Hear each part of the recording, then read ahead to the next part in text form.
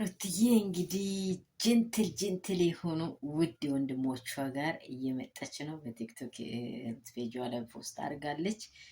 በጣም የሚያምር መከታዬ ወንድሜ ጋሻዬ የችግሬ ቀን እያለች እያወረች መታለች።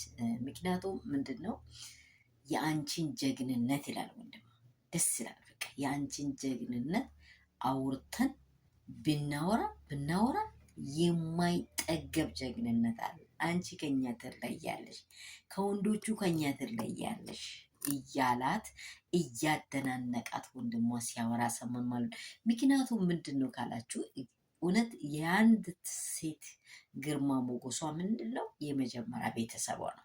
ገብቷችኋል? የአንዲት ሴት ግርማ ሞገሷ ቤተሰቧ የተቀበላትን ሴት፣ ቤተሰቧ ያከበራትን ሴት አንደኛ ማንም ሰው እጁን ከቶ አይችላትም። ለምን? መከታ አላት፣ ጋሻ አላት፣ በግራ በቀኝ እንደዚህ አለው የሚል አለ። በዛን ሰዓት እቺ ሴት ምንድን ነው የምትለው? ዘና አፈታ ብላ ነው ወደፊት የምትራመደው ማለት ነው።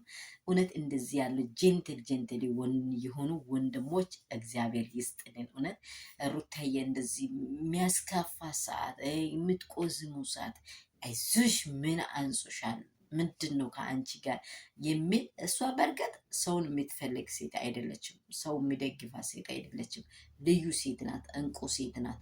እንዴት መተዳደር እንዳለባት ምታቅ ሴት ናት።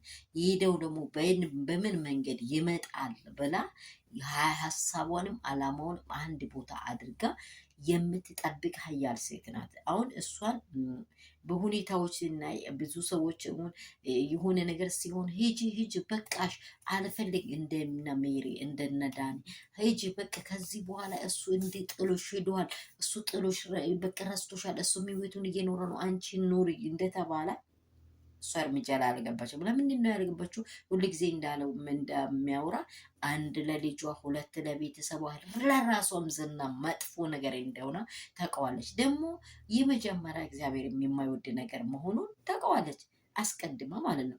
ሰላም ቤተሰብ እንደምን አላችሁ? ሁሉ ሰላም፣ ሁሉ መልካም ነው። እኔ ጋር ሁሉ ሰላም ነው። በአገር ውስጥ ከሀገር ውጭ ያላችሁበት ስፍራ ሁላችሁንም እግዚአብሔር አምላክ ይጠብቃችሁ።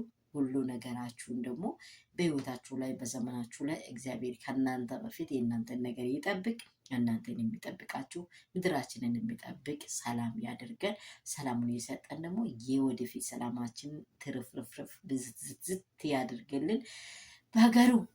ከሀገር ውጭ ያላችሁ ውድና እንቁ የሆናችሁ በጣም የወዳችሁ አርግ የወዳችሁ የመዳም ቅመሞች ውዶች እንቁዎች እንዴት አላችሁ? ሙቀቱ እንዴት ይዟችኋል? ፈታ በሉ። እግዚአብሔር ከእናንተ ጋር ነው። እናንተም ወደፊት ስራችሁንም ወደፊት እያደረጋችሁ በምታምኑት አምላክ ተስፋ እያደረጋችሁ ወደፊት እንድትሄዱ ይህን ሰላምታይን እያቀረብኩ ይህ ቪዲዮ ደግሞ የሚደርሳችሁ ተመችቶኛል ብላችሁ ከጀመራችሁ ደግሞ ጅማሬው ላይ ላይክ ሼር ሰብስክራይብ ማድረጉን እንዳትረሱ። አሳድጉኝ ብያችኋለሁ። ገና ዳዴ እያልኩ ነው። እየታየ አይደለም። ይወዳችሁ የሚያከብራችሁ ውዶች እንቁዎች ሰላማችሁን እንደዚህ ከተናገርኩኝ እኔ ሰላም ነው። እኔ የመጣሁት ምንድን ነው ይህ ሩትዬ ወንድም ያወራው ነገር ውስጤን ነክቶ ነው። የአንቺን ጀግንነት አውርቼ አልጨርስም፣ ምንም ቢወራ አያልቅም እያላት እያደናነቃት መጥተዋል ማለት ነው። ሩትዬ አንድ ፋሚሊዋ ብያቸዋለሁ። ሁለት ደግሞ ብቅ አብሮ አደጎቿ ይህ ሁላችን ምን ውዳት ሞገሷን ነው፣ ግረስነቷን ነው፣ ጀግንነቷን ነው። ብቻዋን የሚያሻግረውን መንገድ የምታውቅ ሀያል ሴት መሆኗን ነው።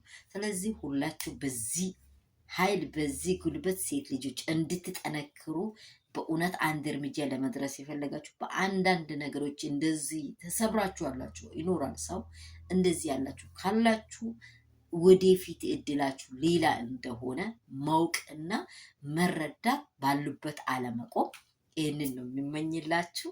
ይህ ሀሳብ በጣም በእውነት ገንቢ ሆኖ ስላገኘው ለእናንተም ሼር አድርጌላችኋለሁ እላለሁ።